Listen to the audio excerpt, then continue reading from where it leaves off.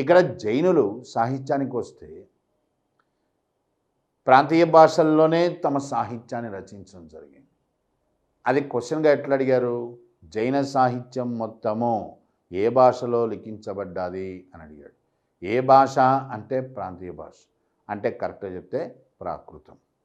జైన సాహిత్యం మొత్తము ప్రాకృతంలోనే లిఖించబడ్డాది. మరి మహావీరుడి యొక్క భాష ఏంది? మహావీరుడి యొక్క భాష అర్ధమాగధి అంటాం, హాఫ్ మగధన్.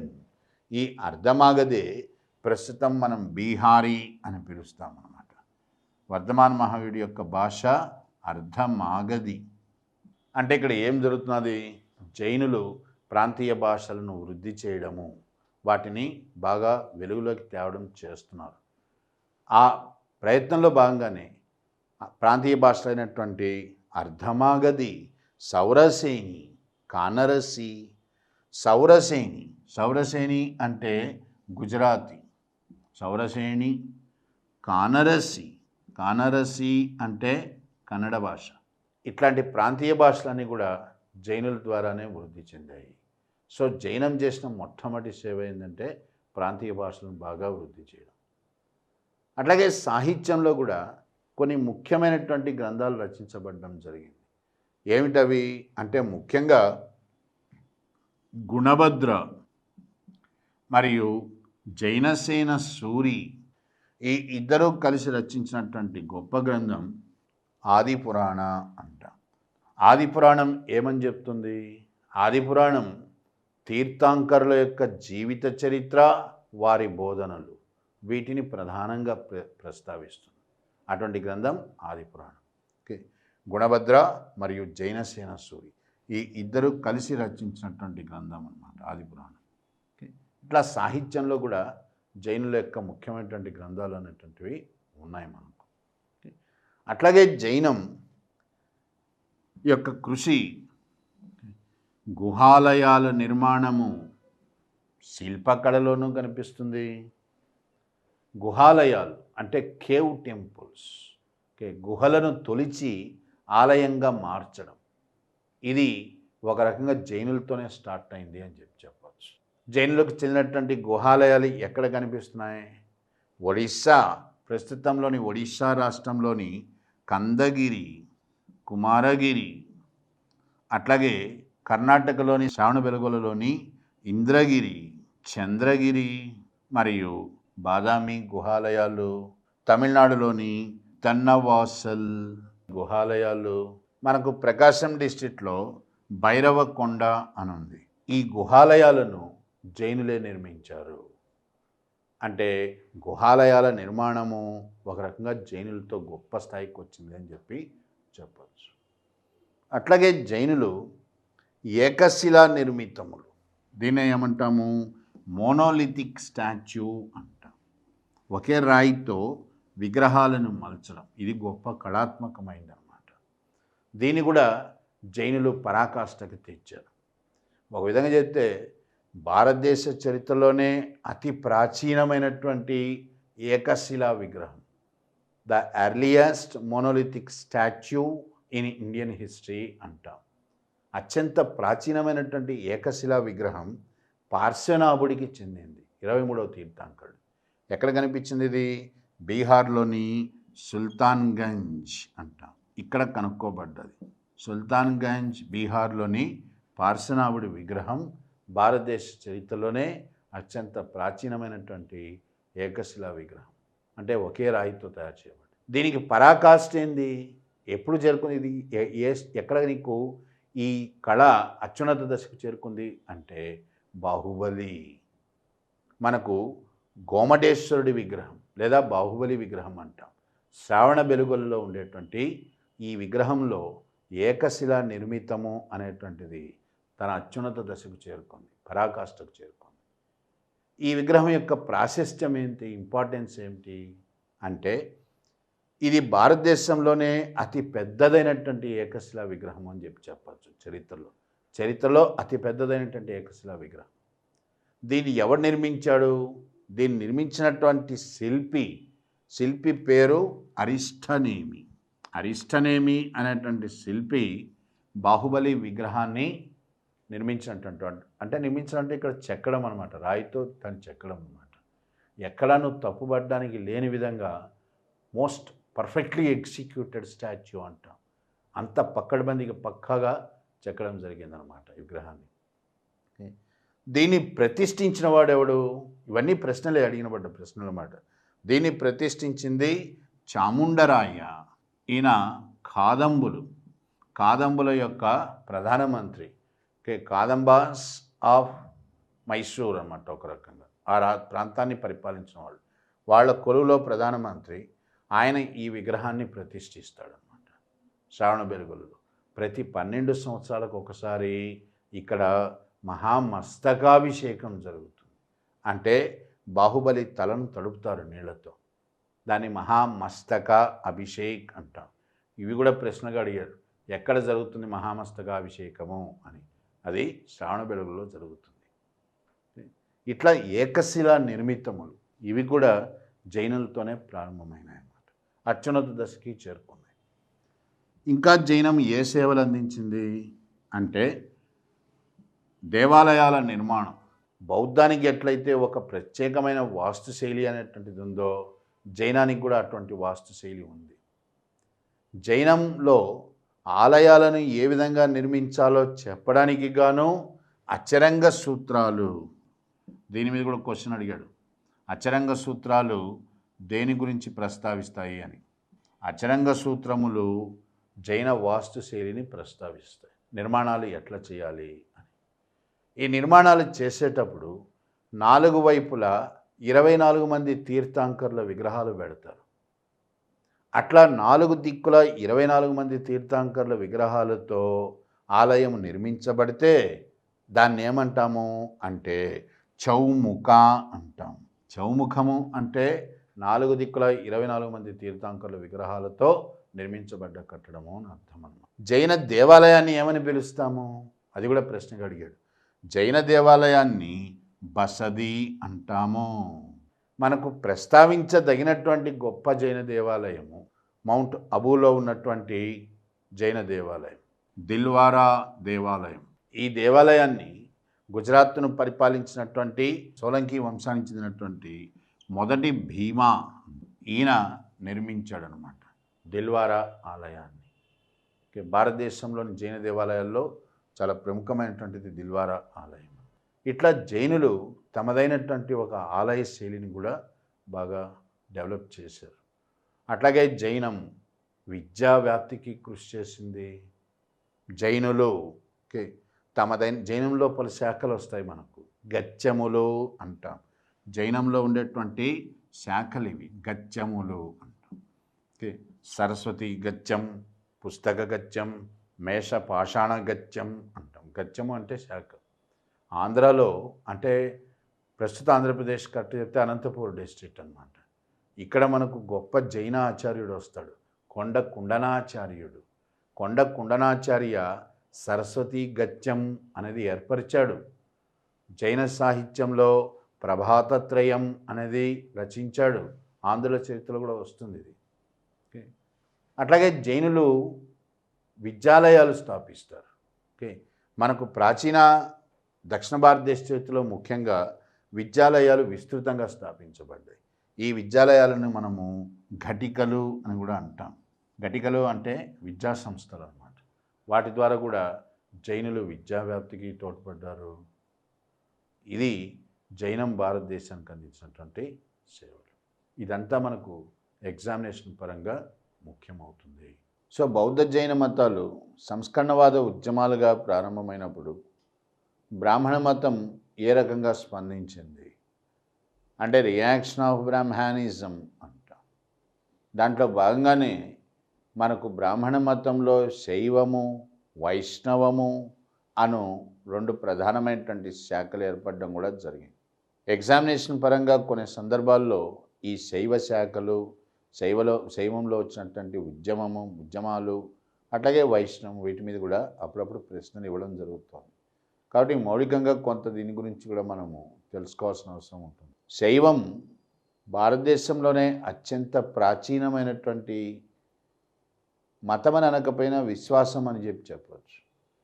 ఇప్పటివరకు మనం ప్రస్తావించినటువంటి చరిత్రలో సింధు నాగరికత కాలం నాటికే ఒక విధంగా శైవం యొక్క ఆనవాళ్ళు అనేటువంటివి చోటు చేసుకున్నాయి అని చెప్పడం జరిగింది. సింధు నాగరికత త్రవ్వకాల్లో పశుపతి యొక్క ముద్రిక దొరికింది మొహంజదారోలో. వాళ్ళ ఆచార సాంప్రదాయాల్లో ఎక్కడో మనకు శైవం యొక్క ఛాయలు పడచూపుతున్నాయి అని చెప్పి మనము ఒక నిర్ణయానికి రావడం జరిగింది. అట్లాగే ఆర్యులు వచ్చిన తర్వాత ఆర్యులు ఋగ్వేదంలో పశుపతిని రుద్ర అని ప్రస్తావించడం జరిగింది. ఈ రుద్రుడే మలివేద కాలంకి వచ్చేసరికి శివ అని పిలువబడడం జరిగింది. వేద సాహిత్యం చెప్తూ కూడా ఏమని చెప్పాము అంటే ఉపనిషత్తుల్లో శ్వేతస్వతారోపనిషత్ ఇది శివుడి యొక్క స్వరూపాన్ని వర్ణించడం జరిగింది అని చెప్పాము. ఇట్లా శివుడి యొక్క స్వరూపం అనేటువంటిది ఏర్పడడం జరిగింది. కానీ శివుడికి ఆకారాన్ని ఇవ్వలేదు. శివుడిపై వర్ణనలు అంటూ వచ్చాయి.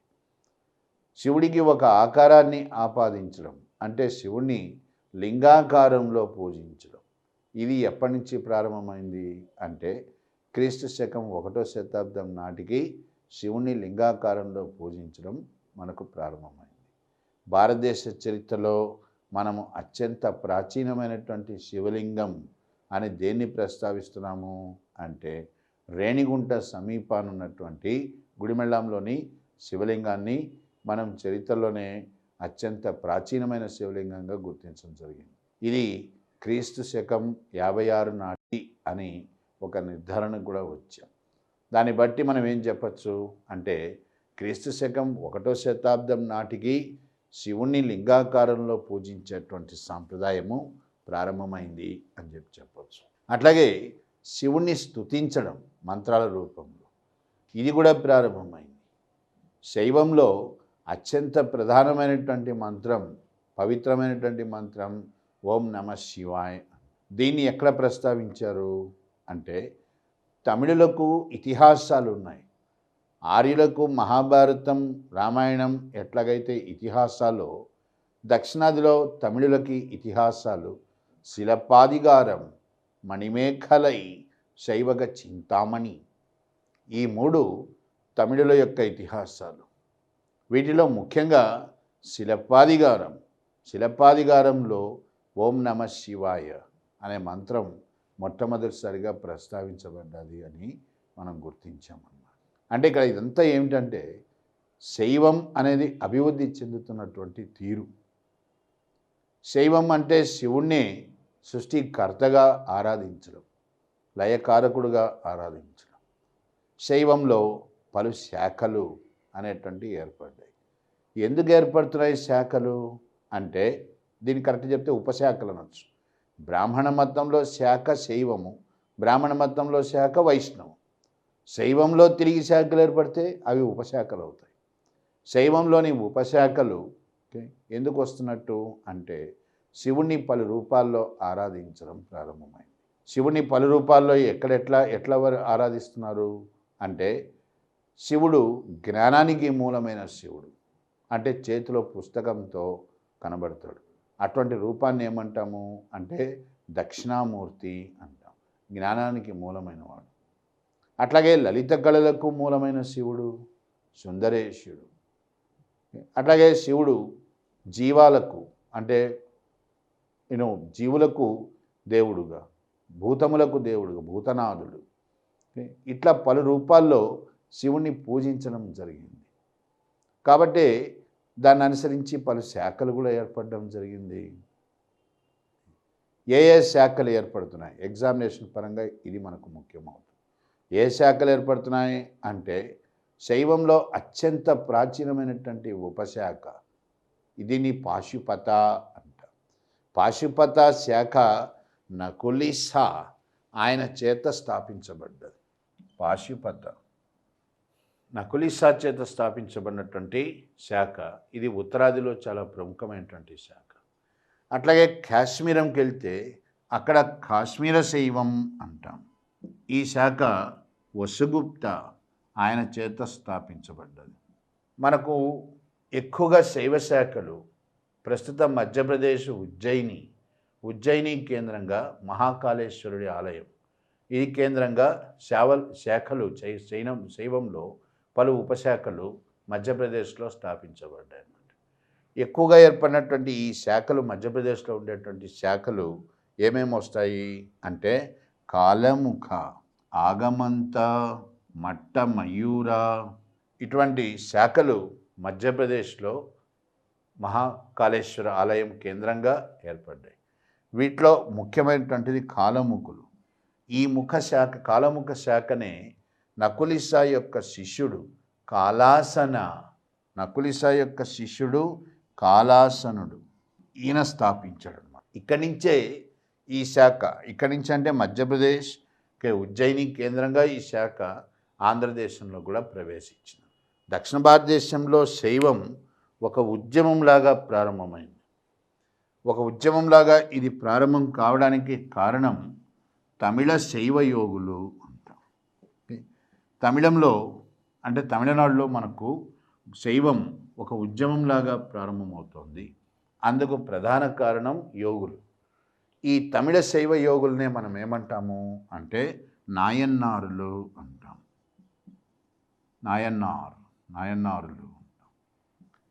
నాయన్నారులు తమిళంలో శివుడి మీద గొప్ప భక్తి సాహిత్యాన్ని రచించడం జరిగింది.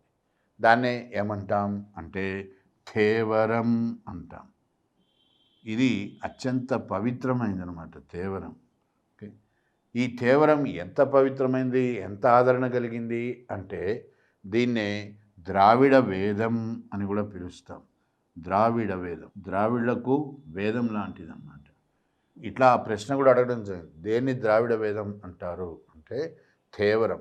దీన్ని ఉచ్చరించకుండా సామాన్యంగా తమిళనాడులో శివాలయాల్లో ఇతర కృతులు చోటు చేసుకోవన్నమాట.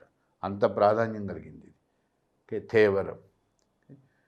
మనకు తమిళ శైవ యోగులు శైవాన్ని ఒక ఉద్యమంగా చేయడం తమిళనాడులో ఎప్పుడైతే ప్రారంభమైందో శ్రీకంఠుడు తమిళనాడులో స్థాపించినటువంటి శైవ శాఖ ఉంది. దాన్నే ఏమంటాము శివాద్వైతము అంటాం. తమిళనాడులో శివాద్వైతం. అట్లాగే కర్ణాటకకు వస్తే ఇక్కడ బసవేశ్వరుడు స్థాపించినటువంటి శైవ శాఖ వీరశైవం. ఈ వీరశైవమే లింగాయతులుగా కూడా పిలువబడతారు. అట్లాగే ఆంధ్రప్రదేశ్లోకి వస్తే ఇక్కడ మనకు ముఖ్యమైనటువంటి శైవ శాఖ ఆరాధ్య శైవం మల్లికార్జున పండిత ఆయనతో ప్రారంభమైంది. ఇట్లా శైవంలో పలు శాఖలు వచ్చాయి. శైవ సాహిత్యంలో మనకు అతి ముఖ్యమైనటువంటిది పెరియ పురాణం అంటాం. ఇది చాలా ముఖ్యం అన్నమాట. పెరియ పురాణం ఏంది? పెరియ పురాణం అంటే నాయన్నారుల యొక్క జీవిత చరిత్రలు, వారి యొక్క బోధనలు. దీన్ని ఎవరు రచించారు? పెరియ పురాణం సెక్కిలార్ లేదా చెక్కిలార్, దీన్ని ఎట్లన్నా కానీ పలకొచ్చు. ఈయన సమకూర్చడం జరిగింది పెరియ పురాణం. ఇది చాలా ముఖ్యమైనది. శైవం భారతదేశంలోని హిందువులకు ఎట్లా ప్రధానమైనటువంటి శాఖగా మారిందో అట్లాగే కొంతమంది గ్రీకులు కూడా శైవం పట్ల ఆకర్షితులైనారు. గ్రీకులు శివుణ్ణి డైనోసియస్ అనేటువంటి పేరుతో ఆరాధించడము జరిగింది. ఎగ్జామ్లో ఏమని అడిగాడు? డైనోసియస్ అని ఎవరిని పిలుస్తారు అని అడిగాడు. డైనోసియస్ అంటే గ్రీకులు శివుడికి ఇవ్వబడినటువంటి పేరు అన్నమాట. అట్లాగే ఇండో గ్రీకుల తర్వాత వచ్చినటువంటి కుషానులు, వీళ్ళు విదేశీ జాతులు. కుషాన్లు కూడా శైవాన్ని ఆదరించడం జరిగింది. హువిష్కా, విమో ఇట్లాంటి కుషాన్ పాలకులు శివుడి యొక్క నాణ్యాలు, శివుడు, స్కంద, పార్వతి ఉన్నటువంటి నాణ్యాలను వాళ్ళు ముద్రించడం కూడా జరిగింది. ఇట్లా శైవం హిందూ మతంలో ఒక ప్రధానమైనటువంటి శాఖగా బలపడడం జరిగింది. ఇక వైష్ణవానికి వెళితే వైష్ణవంగా ప్రారంభం కాలే. ఇప్పుడు గుర్తించుకోవాల్సింది ఏంటంటే వైష్ణవం తొలి దశలో భగవతా మతంగా పిలువబడ్డది. ఓకే, ఏంది భగవత మతం అంటే? మనకు పురాణ పురుషుడు శ్రీకృష్ణుడు. శ్రీకృష్ణుడు తాను ఏమి బోధించాడో అదే కాలక్రమంలో భగవత మతంగా పిలువబడ్డది. భగవతీశం అంటాం. భగవతీశం అంటే కృష్ణ పరమాత్మ బోధించినటువంటి తత్వాన్ని అనుసరించేటువంటి వాళ్ళు భగవత మతస్థులు అవుతారు. ఓకే, సో భగవత మతం ఎవరు స్థాపించారు అంటే శ్రీకృష్ణుడు. ఓకే, శ్రీకృష్ణుడి యొక్క వృత్తాంతం ఏంది అంటే ఇంతకుముందే చెప్పాం, వేద సాహిత్యంలో మొట్టమొదటిసారిగా ఛాందోగ్య ఉపనిషత్ కృష్ణుడి గురించి ప్రస్తావిస్తుంది. క్వశ్చన్ ఎట్లా ఇచ్చాడు? ఎక్కడ మనకు కృష్ణుడు మొట్టమొదటిసారిగా గొప్ప తత్వవేత్తలా కనబడతాడు అని అడిగాడు, గొప్ప ఫిలాసఫర్లా కనబడతాడు అని. సామాన్యంగా కృష్ణుడు తత్వాన్ని బోధించడం అంటే మన మనసులో భగవద్గీత అని అనుకుంటాం. కానీ భగవద్గీత అనేటువంటిది మొట్టమొదటి స్థితి కాదు, అది కృష్ణుడి యొక్క అత్యున్నతమైనటువంటి స్థితి, ఆయన యొక్క పరాకాష్ఠ భగవద్గీత. మరి ఎక్కడ కృష్ణుడు మొట్టమొదటిసారిగా మనకు ఒక గొప్ప తత్వవేత్తలా కనబడతాడు అంటే ఛాందోగ్య ఉపనిషత్తు తర్వాత వచ్చినటువంటి వేద సాహిత్యం అన్నమాట. ఎక్కడది అంటే జైమినీయ ఉపనిషత్ మరియు తైమినీయ బ్రాహ్మణ. ఇక్కడ నీకు కృష్ణుడు మొట్టమొదటిసారిగా గొప్ప తత్వవేత్తలా కనబడతాడు. మహాభారతంలో వ్యాసుడు హరివంశం అనేటువంటి ఒక ప్రత్యేకమైన చాప్టర్, దాని కిందనే కృష్ణుడి వృత్తాంతాన్ని చర్చించడం జరుగుతుంది. వేదవ్యాసుడే మహాభాగవతాన్ని కూడా కంపోజ్ చేస్తాడు, కృష్ణుడి యొక్క తత్వాన్ని అంటే ఫిలాసఫీని ప్రస్తావిస్తూ. ఇది కూడా చాలామందికి తెలియదు అన్నమాట. ఇతిహాసాల మీద మహాభారతం భాగవతం ఎవరు రచించారు అంటే వేదవ్యాసుడే. ఇట్లా భగవద్గీతలోకి వచ్చేసరికి కృష్ణుడి యొక్క తత్వం అత్యున్నత స్థితికి వెళ్తుంది. దాన్నే భగవతా సిద్ధాంతం అని కూడా అంటాం, భగవతా ఫిలాసఫీ అని అంటాం. మరి ఏం చెప్తున్నాడు కృష్ణుడు? భగవతీశం యొక్క సారాంశం ఏమిటి? భగవతా మతం యొక్క సారాంశం ఏమిటి అంటే మౌలికంగా 3 సూత్రాలు ఉన్నాయి ఇక్కడ, 3 సిద్ధాంతాలు. ఒకటేంటి అంటే భక్తి. కృష్ణుడి ప్రకారము భక్తి మార్గము. ఓకే, ఆయన ప్రతిపాదించిన మార్గం భక్తి మార్గం. దేనికి? మోక్షానికి. మన తత్వశాస్త్రంలో మనకు 3 మార్గాలు ఉంటాయి, జ్ఞాన, కర్మ, భక్తి. దీంట్లో కృష్ణుడు బోధించింది, ఆయన ఎక్కువగా ప్రస్తావించింది భక్తి మార్గాన్నే ప్రస్తావించాడు. మోక్షానికి మూలం భక్తి అంటాడు. అట్లాగే రెండోది ఏంది అంటే ప్రపత్తి అన్నారు. ప్రపత్తి, ఇది ప్రశ్నగా అడిగాడు. ప్రపత్తి అంటే ఏంది అన్నాడు. ప్రపత్తి అంటే సంపూర్ణ శరణాగతి. ఇంగ్లీష్లో మనం చెప్తే టోటల్ సరెండర్ అంటాం. భగవంతుడికి కేవలం భక్తే కాదు, భగవంతుడి పట్ల మనకు సంపూర్ణ శరణాగతి కూడా ఉండాలి. అంటే భగవంతుడి కోసమే ఉన్నా, భగవంతుడి కోసమే పనిచేస్తున్నా, ఆలోచన కర్మ అన్నీ భగవంతుడికే నివేదించడం, దీన్ని సంపూర్ణ శరణాగతి అంటాం. దానికే ఇంకో పదం ప్రపత్తి. అట్లాగే మూడోది ఏంది అంటే నిష్కామ కర్మ అంటాం. నిష్కామ కర్మ అంటే ఫలితాన్ని ఆశించకుండా పనిచేయడం, చేయాల్సినది బాధ్యతాయుతంగా చేయడం, ఫలితాన్ని ఆశించకుండా ఉండడం. ఈ 3 భగవతీశానికి మూలమైనటువంటి సిద్ధాంతాలు అన్నమాట. మరి భగవతీశం ఎట్లా వెలుగులోకి వస్తుంది? కృష్ణుడి సిద్ధాంతాలను ఆచరించేటువంటి వాళ్ళను భాగవతులు అంటాం. ఎవరు చెప్తున్నారు మనకు భగవత మతం ఒక గొప్ప మతంగా వర్ధిల్లుతోందని అంటే విదేశీ చరిత్రకారులు, ముఖ్యంగా మెగస్తనీస్ మౌర్యుల కాలంలో చంద్రగుప్త మౌర్యుడి యొక్క కొలువుకి రాయబారిగా వచ్చినటువంటి వాడు. మెగస్తనీస్ చెప్తున్నాడు పదే పదే తన ఇండికాలో, యమునా నదీ తీరాన భక్తులు అనేటువంటి వాళ్ళు అధిక సంఖ్యలో ఉన్నారు, భగవత మతం ఒక గొప్ప మతంగా వర్ధిల్లుతోంది అని మెగస్తనీస్ చెప్తాడు. ఇండో గ్రీకులు కృష్ణుణ్ణి పూజించడము జరిగింది. వాళ్ళు ఏమని పిలిచారు కృష్ణుణ్ణి గ్రీకులు హెర్క్యులెస్ అనేటువంటి దేవుడుగా ప్రస్తావించడం జరిగింది. ఇవన్నీ క్వశ్చన్స్గా ఇచ్చాడు. హెర్క్యులస్ అని ఇండో గ్రీకులు పిలిచినటువంటి దేవుడు ఎవడు అంటే కృష్ణుడు అవుతాడు. గ్రీకులు కృష్ణుని ఆరాధించడం, దీనికి చారిత్రకపరమైన ఆధారాలు ఏంది అంటే ఇండో గ్రీకుల యొక్క రాయబారి ఉన్నాడు. ఈ ఇండో గ్రీకుల యొక్క రాయబారి హిలోడరస్ అంటాం. హిలోడరస్ భగవత మతంలోకి మారాడు. భగవత మతంలోకి మారిన హిలోడరస్ ప్రస్తుత మధ్యప్రదేశ్లో విదిశ ప్రాంతం వద్ద ఒక స్తంభాన్ని నాటించాడు. ఓకే, విదిశ ప్రాంతం దగ్గర బేస్ నగర్ అంటాం. ఇక్కడ ఒక స్తంభాన్ని నాటిస్తాడు. ఆ స్తంభాన్నే ఏమంటాము అంటే గరుడా స్తంభము అంటాం. గరుడా స్తంభ శాసనం. ఈ గరుడా స్తంభ శాసనాన్ని గరుడా పిల్లర్ ఇన్స్క్రిప్షన్ అంటాం. దాన్ని ఎవరు నాటించాడు అంటే ఇండో గ్రీకుల యొక్క అంటే రాయబారి అయినటువంటి హిలోడరస్. ఇండో గ్రీకు రాయబారి భగవత మతంలోకి మార్చబడ్డవాడు అంటే హిలోడరస్. ఇట్లా భగవత మతం విదేశస్తులలో కూడా గొప్పగా ఆదరణకు నోచుకున్నది.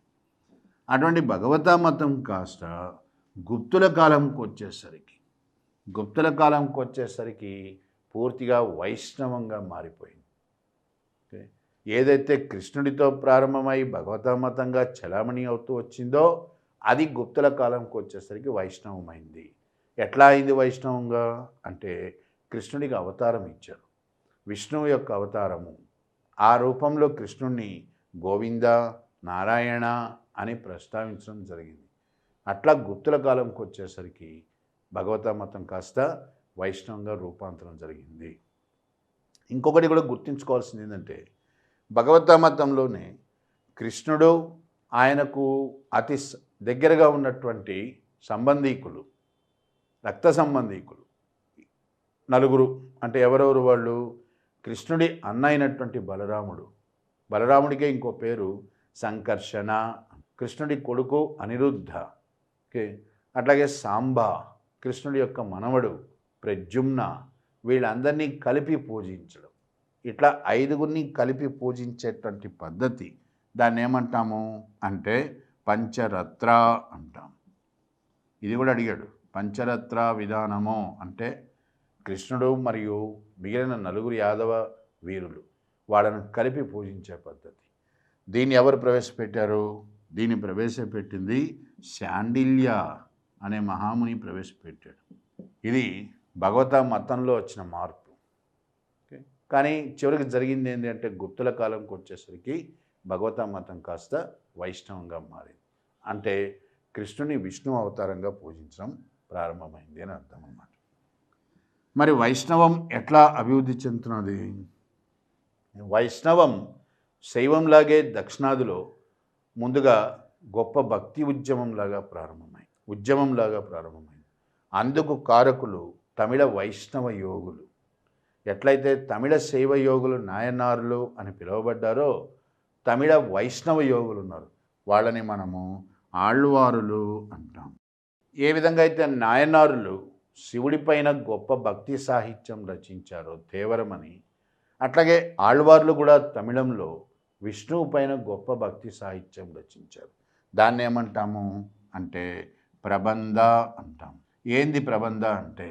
ప్రబంధ అంటే తమిళంలో విష్ణువు మీద రచించబడినటువంటి భక్తి సాహిత్యం అన్నమాట. వైష్ణవంలో ప్రధానంగా 2 శాఖలు కనిపిస్తాయి. శ్రీ వైష్ణవం, ఇది రామానుజాచార్య ఆయనతో గొప్పగా వెలుగులోకి వచ్చిందన్నమాట. స్థాపించబడ్డది ఆయనతో వెలుగులోకి వచ్చింది.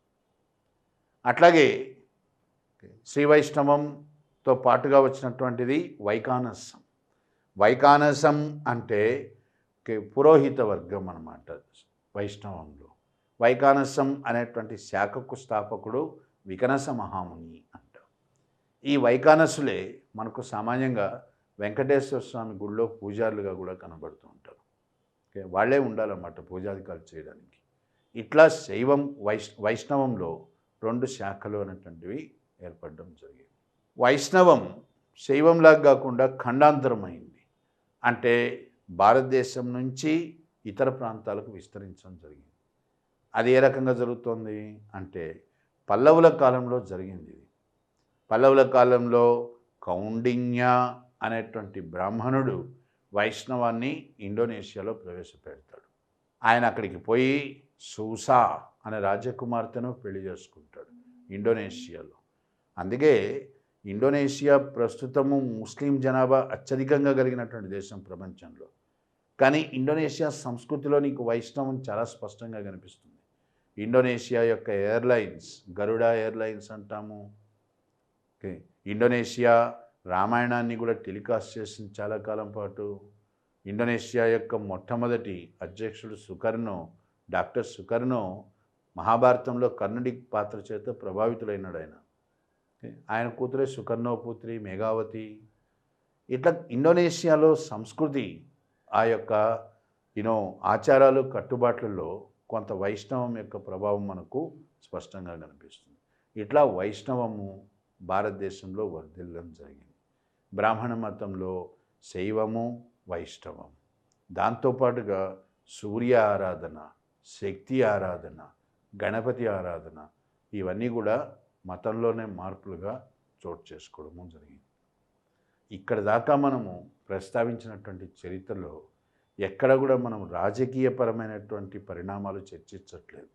అంటే రాజ్యం ఏర్పడము, తర్వాత రాజ్యాలు విస్తరించడము ఇవి ప్రస్తావించలేం. అవన్నీ తర్వాత చాప్టర్స్లో ప్రస్తావించడం జరుగుతుంది. ప్రధానంగా ఇక్కడ దాకా సంస్కృతిలో వచ్చినటువంటి మార్పులు వీటి గురించే చర్చించాం.